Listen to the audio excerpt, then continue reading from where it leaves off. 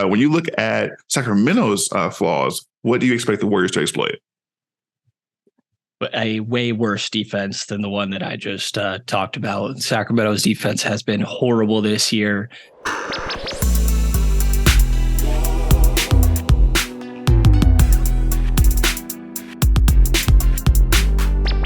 Ladies and gentlemen, boys and girls, children of all ages, we have a very special episode of the Dub Nation vidcast today. I'm your host, Daniel Hardee, also known as the Gold-Blooded King. And we've got a guy I've known for several years now, a guy who I can always count on when I need expert analysis on the Sacramento Kings, who are right now the number 3 seed in the Western Conference. And oh snap, they are the defending reigning champion Golden State Warriors first round matchup in the 2023 playoffs. He's a card-carrying member of the Kings Herald and an NBA insider in his own right.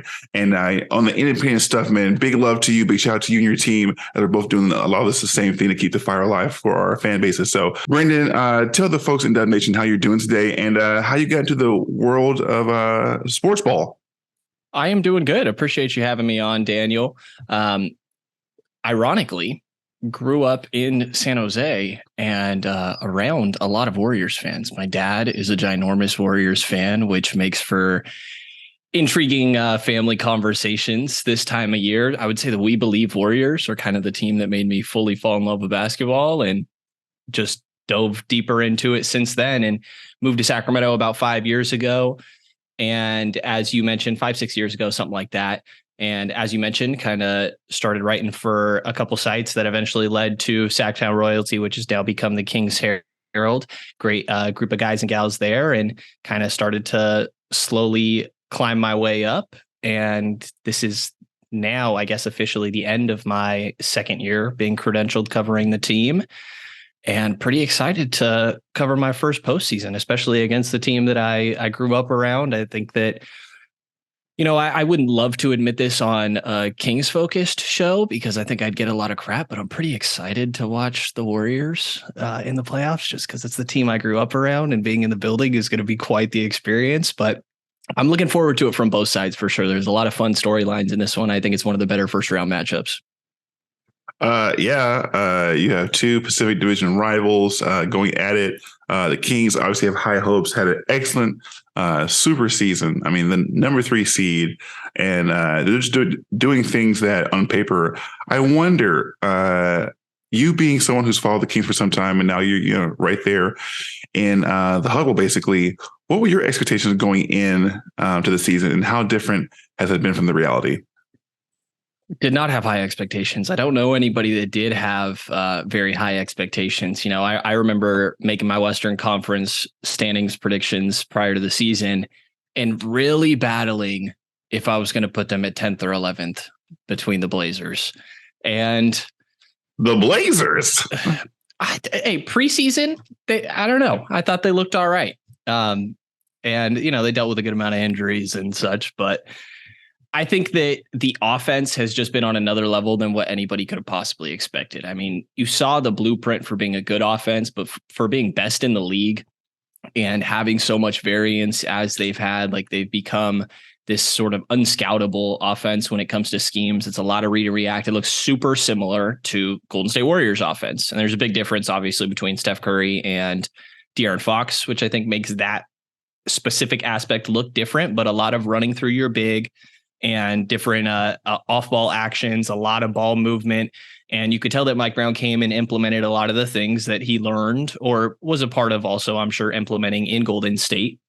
And these teams play pretty similarly on that end. So that has fully carried them to 48 wins this season.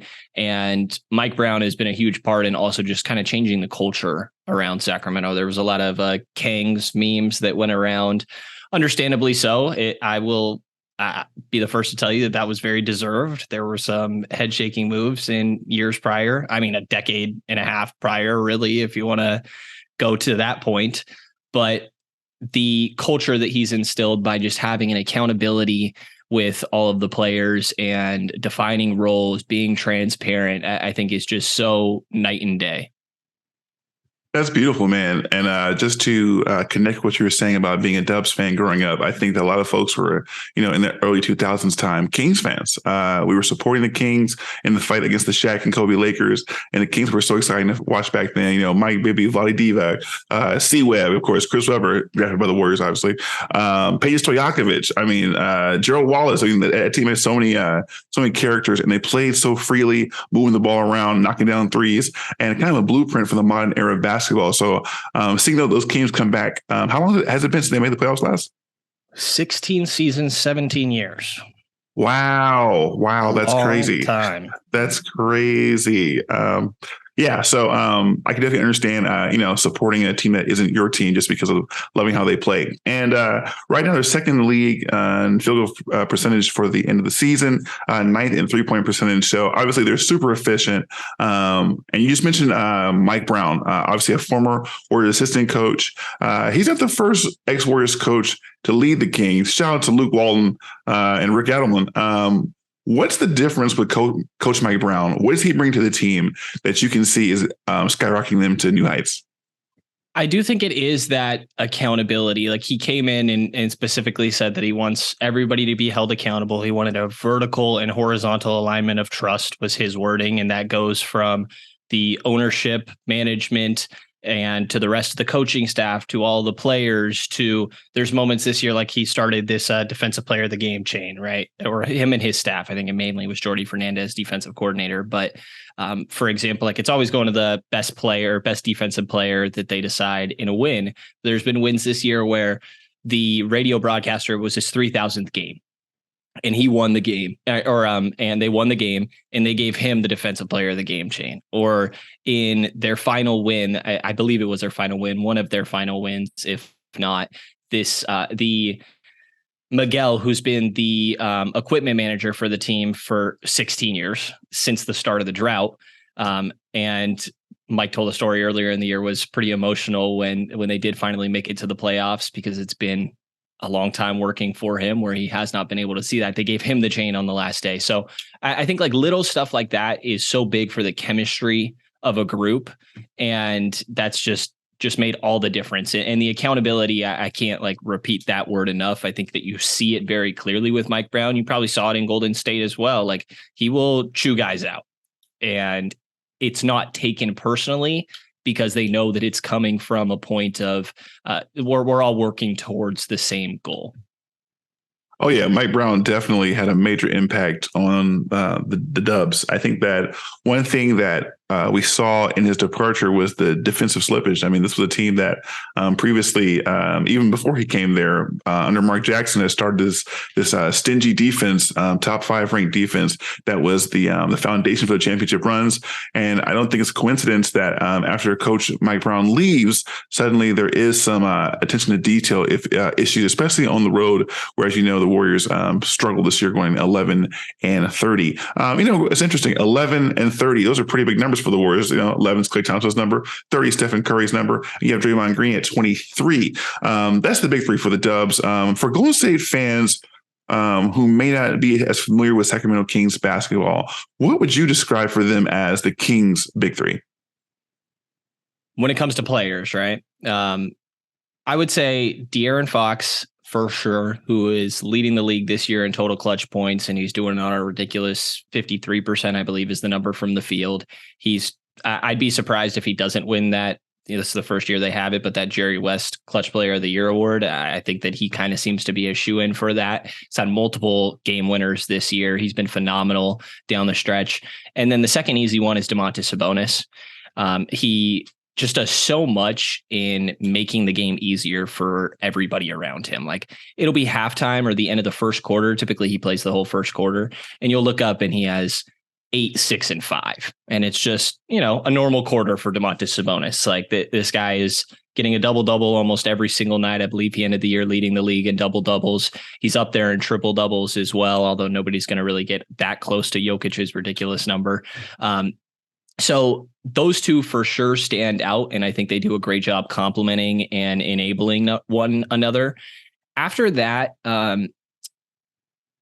it's weird because the third guy in scoring changes a lot. just when it comes to pure scoring, there's not really anybody that's a lockdown defender on this team. You could say Davion Mitchell, but he has his size limitations. I would say Harrison Barnes right now because he has the most postseason experience, as Siri wants to chime in. He has the most postseason experience. I think that he is a very steady presence for this team, and you just kind of know what you're getting on a nightly basis. He does a little bit of everything. And again, I think he's a very calming presence. I would say that I think it will become Keegan Murray, but as of right now, I'm sorry. Before we even get to Keegan, I just want you to know, obviously, the Golden State Warriors fan base definitely polarized on the Harrison Barnes experience in Golden State. He was a lottery pick for us, someone we thought was really going to lift the team to new heights. In a lot of ways, he did. Maybe not as the focal point, but definitely sliding alongside that at core three to make some serious impact on the game. Obviously, his work as a small ball four, defending much bigger players, knocking down those corner threes, and some occasional poster dunks. Now, obviously, his tenure didn't end the way I'm sure a lot of Warriors fans would have wanted with his struggles in the 2016 73 win season debacle at the end there. Now that he's gone through Dallas and he's been with the Kings, I think he's been with the Kings for 5 years, which is the longest amount of time he's been with any team. How would you describe what HB's presence is for the Kings in terms of a night-to-night basis? What are you watching for HB to do? I think he's just like the consummate professional. They always talk about how he's the first guy in, last guy out, which, to be fair, you hear that wording about more people than it could physically be possible. But I think that he is somebody that I could see fitting that mold. The joke is always that he should run for office in some capacity after he's done with his career. And everybody says they would vote for him without even knowing what the exact job title may or may not be. But I think he's a great example. I mentioned him being a calming presence. He's a phenomenal 3-point shooter, like he has been for most of his career, except for maybe in the finals. But I think that he does a good job getting to the rim. He's got this old man sort of slow Euro step that he goes to. He just ultimate decelerates. Exactly. And guys will go flying past, almost a little like Kyle Anderson slow-mo type Euro step. He's not defensively, I think, quite what he used to be. I don't know that he was ever a great defender. He has his nights of still being solid on that end. I don't think he's a liability, but I think he's just kind of an all right defender. He does a little bit of everything, man. He's a good rebounder. He's an extremely smart player when it comes to just picking the right times to either pop out to three, or if guys are overplaying him, he's going to make sure to get to the basket. And his postseason experience, I know majority of it obviously came with Golden State, but on a team that just severely lacks that, I think is extremely important for this group. Yes, he definitely won a championship with the Dubs. It's funny, speaking of the Dubs, when you were looking at the matchups, the way things were going towards the end of the season, look at coin flip every night. It was like a team can go from 12th to 5th in a heartbeat. You just never knew. With the way that things shook up, it looks like from the 4 seed where the Suns are now down to the 8th spot, you got Suns, Clippers, Dubs, Lakers, and Timberwolves, who are all in play for that 6th spot. Who were you looking for? If you had to put your fan hat on as your rooting interest for Sac, who were you hoping to see in this first round? Between that group, I would probably say the Clippers, but I really don't know. I honestly think that the Kings would be an underdog in any of the series. I think that I had a moment where, because I went through a phase of saying all of these teams, to be honest, since there was not a good option. And at one point I was like, maybe it is the Warriors if Andrew Wiggins isn't going to be there, because I don't know who's stopping them. And obviously I don't know who's stopping the Warriors, but when you're the best offense in the league, maybe you just want to get into a shootout. And so I had my stage of that. Wiggins is coming back. We'll see what that means. Gary Payton has come back and been able to make a little bit of an impact.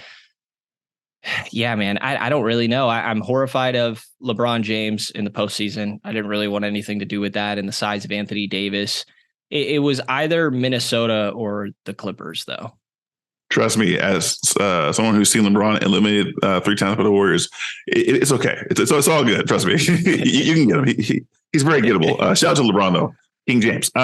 So then my next question is, now that you do have the Warriors, the reigning defending heavyweight champions of the basketball world, you talked about they had some struggles on the road this year, dominant at home, but never quite seem to find the cohesion, either through health or rotations. They actually made a trade to get Gary Payton the second back by shipping out James Wiseman.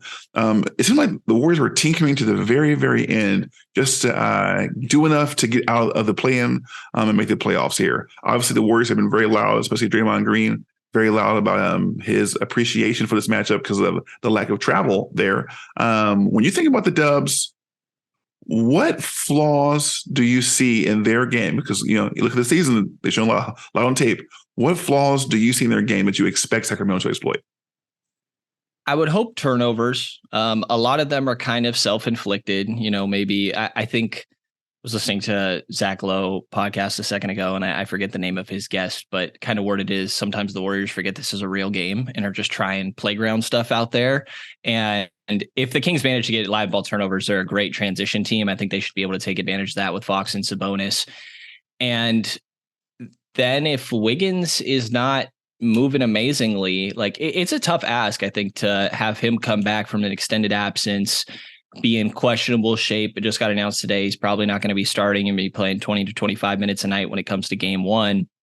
It's a tough ask to be like, all right, you got to go guard what might be the fastest guy in the league and just do your best to contain him. And then after that, I don't really know what the best answer is. Like Gary Payton, I think, is a solid answer. I don't know that I've thought he's been moving amazingly, like good enough probably to give you some stretches. I'm a big Dante DiVincenzo guy. So you have options there, but I feel like there's always going to be, more often than not, going to be a player on the floor that Sacramento can try to take advantage of when it comes to their own offense. And best offense in the league this year when it comes to offensive rating, it is because of they have so much versatility. More often than not, it's 5 guys out there that are extremely capable offensive players. And it's part of the reason I struggled to answer who the number 3 guy is. I mean, the Kings have 6 guys this year averaging double digits. It could be, Kevin Huerter can give you 25 on any given night. Harrison Barnes can do the same. Malik Monk can do the same. Keegan Murray can do the same. If Terrence Davis happens to catch fire, if he even plays, I'm not sure that I expect to see him much in this series, then he could just randomly go off. So I think that the weakness to me is also Golden State's defense and just having to account for all 5 of Sacramento's guys more often than not. Interesting. I mean, I can't at all fault you for putting holes in the Warriors defense, considering the rest of the league has night after night. And it is interesting that De'Aaron Fox question, because normally, in the past, the Warriors have taken Klay Thompson and thrown him into a pretty heavy rotation of guarding those speedy point guards. Obviously, with his coming back from injuries, maybe it's not the matchup that the Warriors want to have too often. But I'm sure in Spurs we're going to have Klay out there. Of course, DiVincenzo, Gary Payton II are options, but don't sleep on Steph Curry's defense. Okay. The guy's gotten a lot better, and I don't know how often the Warriors will have him head up on Fox, considering the wear and tear in the legs. But I would like to see Steph Curry in that matchup sometimes, because one thing about that, if you challenge Steph Curry defensively, he's going to come back slinging fire on another end too. So when you look at Sacramento's flaws, what do you expect the Warriors to exploit? A way worse defense than the one that I just talked about. Sacramento's defense has been horrible this year.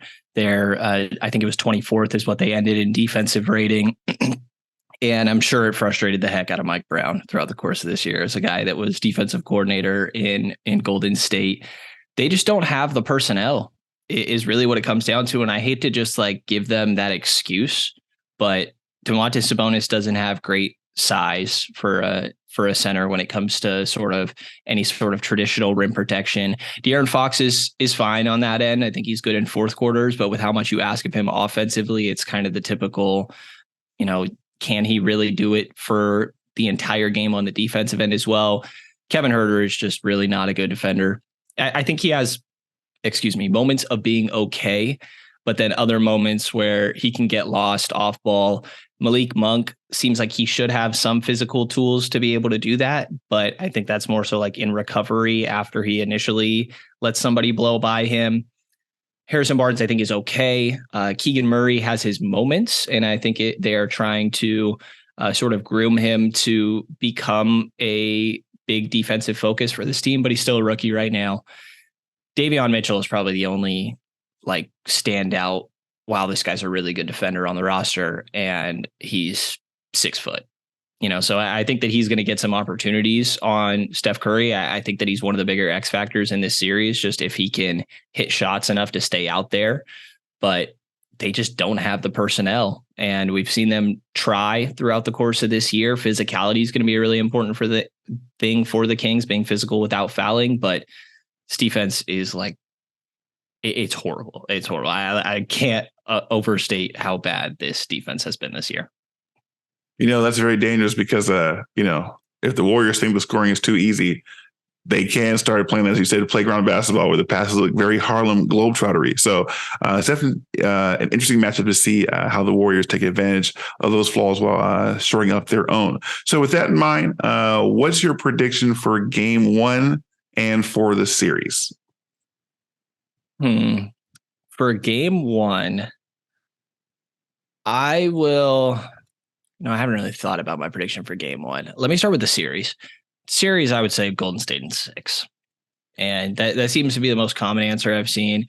I do think Sacramento has a chance, but what it's going to come down to is like they kind of just have to put up 125, 130 and do a decent job of not letting Steph get 45, and it's going to be a tough one, but they do have enough firepower on certain nights where they can just totally win games. It would take like Malik Monk having a huge night, having a 30-point night, which we've seen him have throughout the course of this year. Like he could will them to a game, but the same way Jordan Poole could will the Warriors to a win. So I think there's a world where Sacramento wins. I wouldn't bet on it. I would end up going with Golden State in 6. I'm going to say the Kings win their first one. I think that I think they win the first game, probably lose the second, or vice versa. I think it's Golden State will take one of the two in Golden One Center. But playing in front of this crowd that hasn't seen the postseason in 16 years, and there will be a good amount of Warriors fans as well, but I'm sure you've seen like ticket prices are ridiculous because of this playoff drought that's been going on.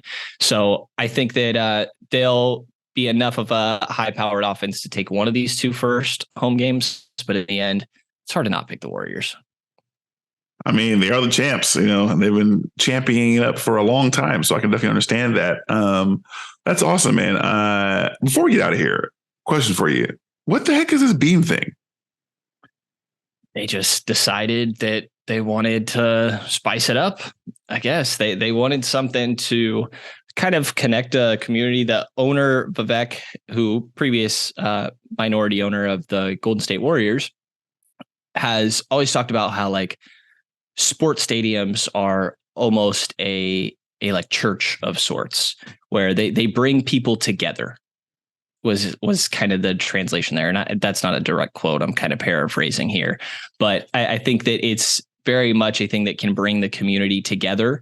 And I think the idea of putting something in the sky is something for the community to be able to talk about. And it also brings attention to when the Kings are winning games. It's kind of a funny spoiler if you're trying to not watch the game that night and like, oh, well, I'm going to watch when I get home. And then you're driving home and it's like, well, there's a whole beam in the sky right now. So I wonder what happened, or if it's not there. But yeah, it just kind of took on a life of its own. And it only worked in the way that it did because Sacramento had a great season. I will say it was a very bold decision, considering that the Kings had been bad for so long, because if the idea was to light a beam every single night and it got lit 30 times, 35 times this year, they would have got a lot of crap for it. But luckily it worked out for them. The beam leads the dream. I love that very much, man. Awesome. I also have the Warriors splitting the away tilt in Sacramento. I'm feeling like they probably come in and just snatch game 1. I mean, I think that one thing that we have to consider is that, with all the expectations on a relatively young team like the Kings and not a lot of playoff experience, when you have a defending champ come in who are relishing coming in and embarrassing you in front of your home fans. And they've won a road game, I think, in like every series they played in the last 10 years. It feels like there's always the opportunity for the Warriors to feed off the idea of not letting the beam go into the sky, like silencing these rowdy fans. Like, are the cowbells still a thing? Yes, but nowhere near the same level they used to be. It's been insane. Yeah. So I'm pretty sure, especially with Mike Brown there, the Warriors are going to be amped up for this game, and they probably won't be sleepwalking through like we've seen them do before. Even in playoff games, it seems like sometimes they would just fall asleep at the wheel. But in my mind, I think they come out strong. And I also expect Sacramento to absorb that first punch and come back, because they've been showing it all year that they can score the basketball with the best of them. So a team like that is eventually going to find some traction, and let me know it's a game of runs. So I'd be very interested to see. But my prediction for game one is Warriors taking it, and I also have the Warriors in 6. I think it's the kind of team that you have to outscore. And, the Warriors can get very 3 happy, and that can cost them a few games. So I've got Warriors in 6 as well. We're on the same page, man. We're on the same page. Do you have anything that you would like to share as we get out of here with Dub Nation? Obviously you were born in the soil. You understand them very well. How excited are you for these two teams to meet? Extremely excited. I think this is the first time these two teams have met in the postseason since the Kings moved to Sacramento. I actually think there's a lot of so the We Believe Warriors, I think I said this earlier, were kind of the team that got me initially into basketball. I was pretty young at the time, but I think there's a lot of similarities. I remember growing up and my dad constantly being mad watching the Warriors because they were atrocious for a long time. I think it was 18 out of 19 years they didn't make the postseason. Terrible. And that We Believe Warriors, the way that the city kind of rallied around them, Oracle is probably my favorite stadium. It would get so ridiculously loud in there. You have a great background. I really wish that they were still there, so I got to cover a game there. But I think that there's a lot of similarities. And, I was an 8 seed overtaking a 1, which has its own storyline. But the feeling is similar in my mind, of just outperforming expectations so much for a team that had been a laughingstock for a while, just to be blunt. So I think that it just feels very similar. And obviously Golden State's been able to take it to another level by drafting 3 Hall of Famers. But I definitely have been thinking a lot recently about the similarities between those two teams in my mind. That's beautiful, man. I mean, the more teams that can rise to the level of competition, I guess in a lot of ways inspired by the Warriors, taking anything from that Warriors blueprint, that's better for the league. The better the product, the better the content, the more people are glued in. Just for the storylines are definitely one thing, but just for the pure quality of basketball, that's one thing I love about Sacramento. They play quality basketball. They share their basketball with each other. They have a real joy for the game, and I can't wait, man. I literally cannot wait. So thank you so much for joining us here on the Dub Nation vidcast. Of course, here at the HQ, we're going to have to hear from you some more throughout the series. Can't wait to see our reactions and your reaction to that as well. So thank you for joining us, Brenden, and we will be seeing you very soon. Thanks for having me.